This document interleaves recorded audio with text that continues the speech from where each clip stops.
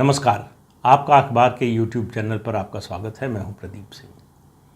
आज बात फिर पश्चिम बंगाल की करेंगे। पश्चिम बंगाल में जो स्थितियां हैं, राजनीतिक हिंसा का जो तांडव चल रहा है, वो देश में मुझे लगता है अगर कोविड के बाद सबसे बड़ी चिंता की बात है और दीर्घकाल की दृष्टि से देखें तो कोविड से भी बड़ी चिंता होनी चाहिए।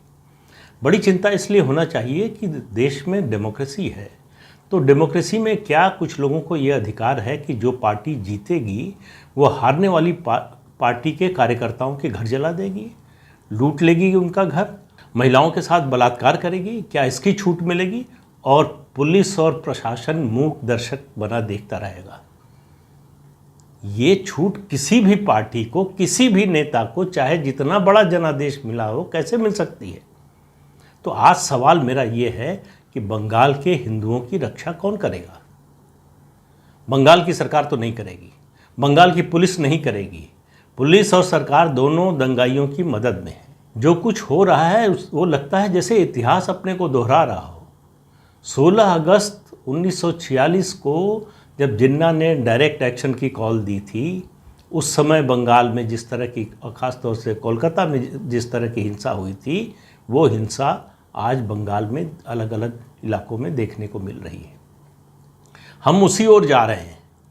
उस समय वहाँ के मुख्यमंत्री थे HS सोहरावर्दी, आज हैं ममता बनर्जी। और अभी 2 दिन पहले वो इतने बड़े जनादेश से जीत कर आई हैं। और मुख्यमंत्री हो या प्रधानमंत्री हो, मंत्री हो, जनप्रतिनिधि हो, वो सबका होता है। उसको वोट 30% मिले हो, 40% या 70%, इससे कोई फ़र्क नहीं पड़ता। वो 100% का प्रतिनिधित्व करता है। लेकिन बंगाल में ऐसा नहीं हो रहा है, और ऐसा नहीं होगा तो जनतंत्र नहीं चलेगा। बंगाल में हो रही हिंसा पर कुछ प्रतिक्रियाएं आई हैं। बीजेपी के राष्ट्रीय अध्यक्ष JP नड्डा ने कहा कि वो 5 मई को जो लोग प्रभावित हैं इस हिंसा से, उनके परिजनों से मिलने जा रहे हैं। बीजेपी ने 5 मई को देशव्यापी धरने की कॉल दी है। मैंने कई बार लिखा है और कहा भी है, डॉक्टर अंबेडकर का संविधान सभा में दिया गया अंतिम भाषण, उसका जिक्र किया है, जिसमें उन्होंने 3 चेतावनियां दी थी। और पहली चेतावनी थी कि अब हमको संविधान मिलने जा रहा है, हम स्वतंत्र हो चुके हैं, हमारा अपना संविधान होगा। तो ब्रिटिश राज में जो विरोध के तरीके थे, धरना प्रदर्शन, भूख हड़ताल, आमरण अनशन, इन सब को बंद कर दिया जाना चाहिए, नहीं तो जनतंत्र खतरे में आ जाएगा। उन्होंने कहा अब हमारे पास संवैधानिक अधिकार है, हमारी जो समस्या है उसको सुलझाने के हमारे पास संवैधानिक औजार हैं, उनका हमको सहारा लेना चाहिए। मैं ये बात इस संदर्भ में क्यों कह रहा हूँ? इसलिए कि हमारे पास संवैधानिक अधिकार है ऐसी पार्टी से या ऐसी सरकार से, बल्कि कहना चाहिए, निपटने के लिए जो लोगों की जान माल की सुरक्षा करने में न केवल अक्षम हो, बल्कि जो ऐसा कर रहे हैं, जो दंगाई हैं, उनकी मदद कर रही हो। आप मत भूलिए ममता बनर्जी के उस बयान को, जो चुनाव के बीच में उन्होंने कहा था कि सुरक्षा बल तो 2 मई, केंद्रीय सुरक्षा बल तो 2 मई के बाद चले जाएंगे, तुमको रहना तो यही है, तब देखेंगे। और वो अब देख रही हैं, और देख रहा है पूरा देश तमाशा। जो भी झंडा बरदार हैं, लोगों की निजी आज़ादी की बात करने वाले, मौलिक अधिकार की बात करने वाले, जनतंत्र की दुहाई देने वाले, उन सब के मुंह पर ताला लगा हुआ है। और जिनको कार्रवाई करना है, आज देखिए प्रधानमंत्री ने पश्चिम बंगाल के गवर्नर से बात की और चिंता जाहिर की कि ये जो हो रहा है रुकना चाहिए। बड़ी अच्छी बात है, लेकिन रोकेगा कौन? रोकने का अधिकार क्या प्रधानमंत्री को नहीं पता है कि रोकने का अधिकार, लॉ एंड ऑर्डर का मामला राज्य सरकार का होता है और रोकने का अधिकार राज्य सरकार का है, मुख्यमंत्री ममता बनर्जी का है, उनकी पुलिस का है। जब वो खुद शामिल हैं तो रोकेगा कौन? राज्यपाल के पास कौन सा अधिकार होता है? हाँ, होता है अधिकार। राज्यपाल के पास अधिकार होता है कि वो केंद्र को सिफारिश भेजे कि प्रदेश में कानून व्यवस्था की स्थिति चरमरा गई है, संविधान के मुताबिक जो है शासन नहीं चल सकता, और यहाँ सरकार भंग करके राष्ट्रपति शासन लगाया जाना चाहिए। तो राष्ट्रपति शासन लगे नहीं लगे, ये केंद्र सरकार के विवेक पर छोड़ देना चाहिए। लेकिन इसके अलावा भी बहुत से कदम हैं जो केंद्र सरकार कर सकती है। उनको केंद्र सरकार के विवेक पर नहीं छोड़ा जा सकता।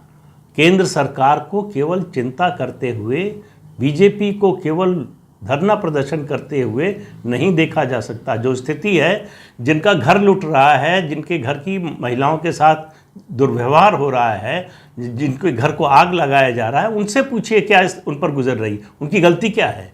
उनकी गलती ये है कि ममता बनर्जी और उनकी पार्टी को लगता है कि इन्होंने बीजेपी को वोट दिया था।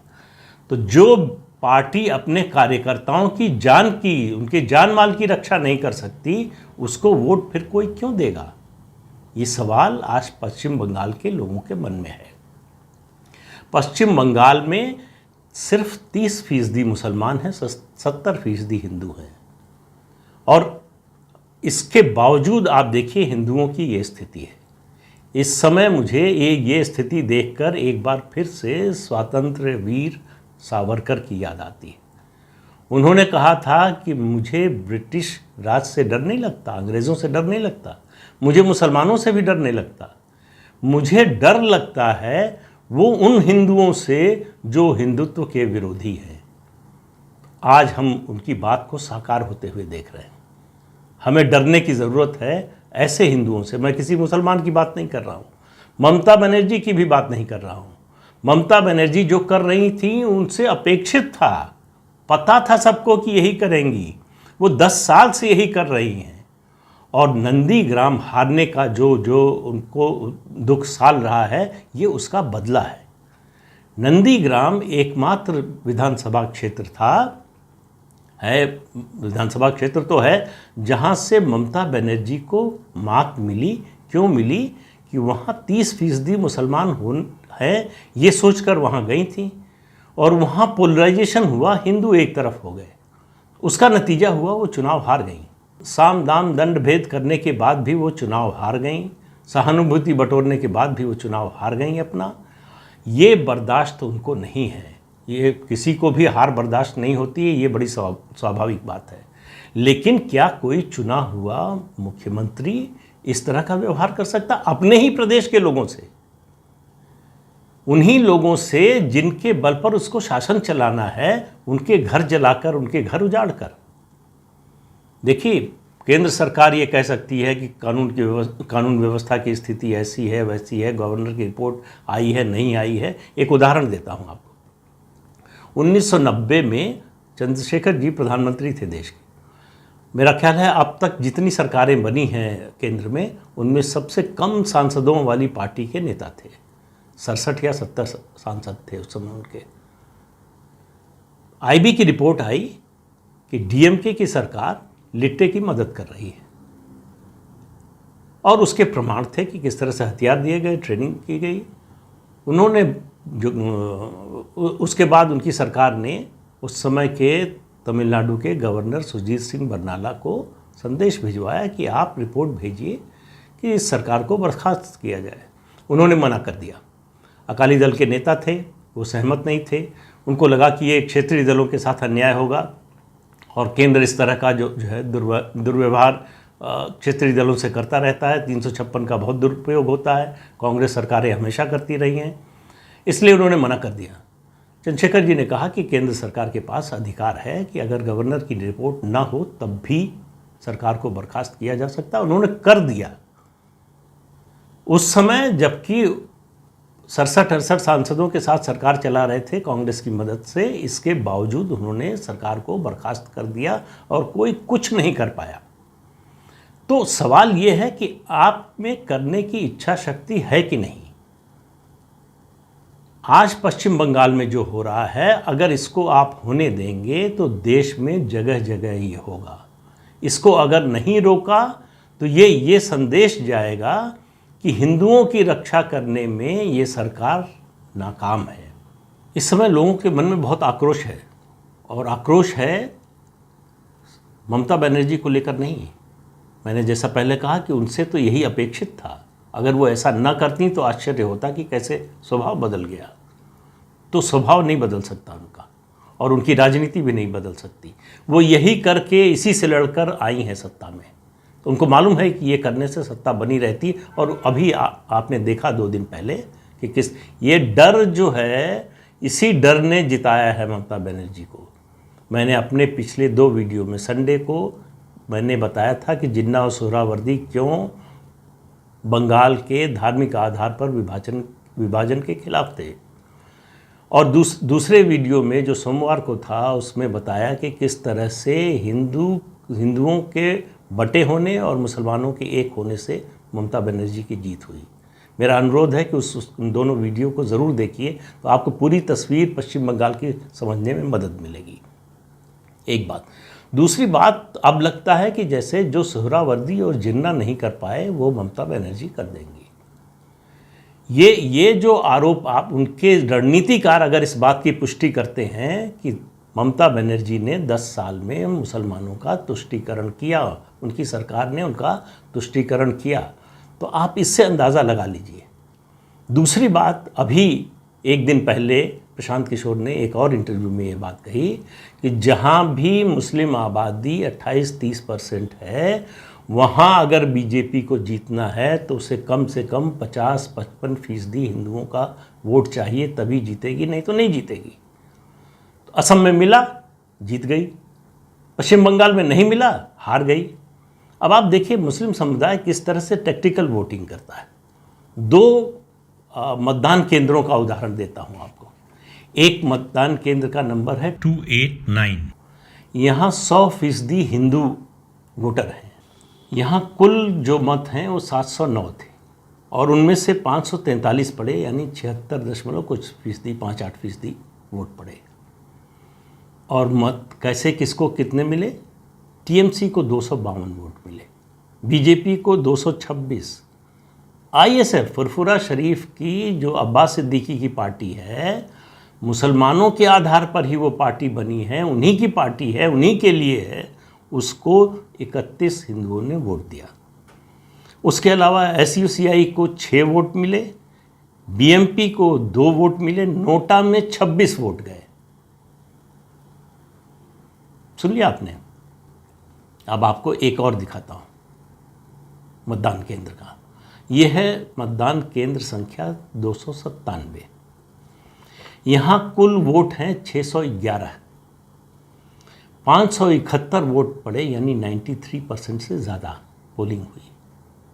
और वोटों का बंटवारा कैसे हुआ? टीएमसी को 564 वोट मिले, ओवैसी की पार्टी को 6 वोट मिले, बीजेपी को कितने मिले? 0। नोटा में कितने गए? 0। आप इससे अंदाज़ा लगा लीजिए कि दोनों समुदायों के वोटिंग पैटर्न, उनकी स्ट्रेटजी वोट करने की कैसी है। वो 30% होकर 60% का इफेक्ट पैदा करते हैं, हम 70% होकर 30% का। ये फ़र्क है। इसीलिए शायद ये बात आज जो हम कर रहे हैं, ये इतने साल पहले जो है, इतने दशकों पहले सावरकर ने पहचान लिया था, जब उन्होंने कहा कि सबसे ज़्यादा उनको अगर चिंता है, उनको डर है तो हिंदुओं से है।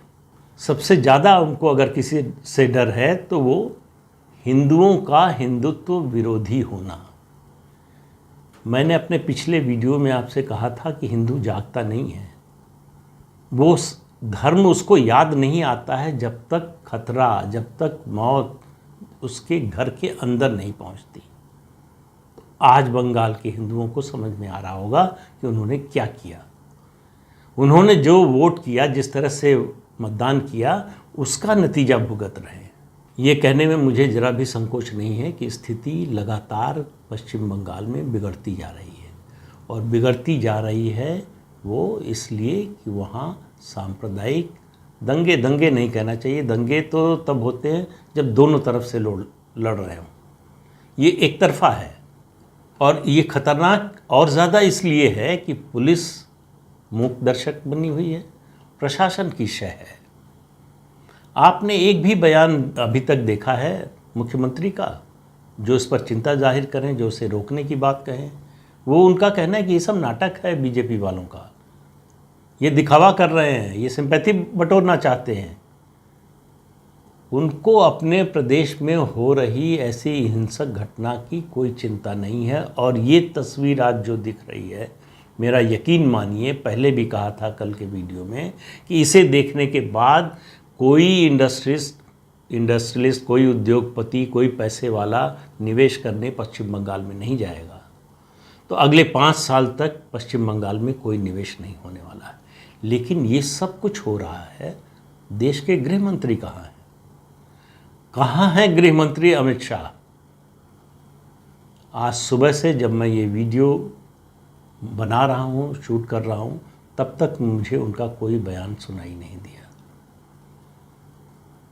तो सरकार, अगर केंद्र सरकार की बात कर रहा हूँ, अगर वो जागेगी नहीं, अगर इस मामले को सामान्य कानून व्यवस्था की स्थिति मानकर राज्य की छोड़ देगी, तो आने वाले दिन बहुत बुरे होने वाले हैं।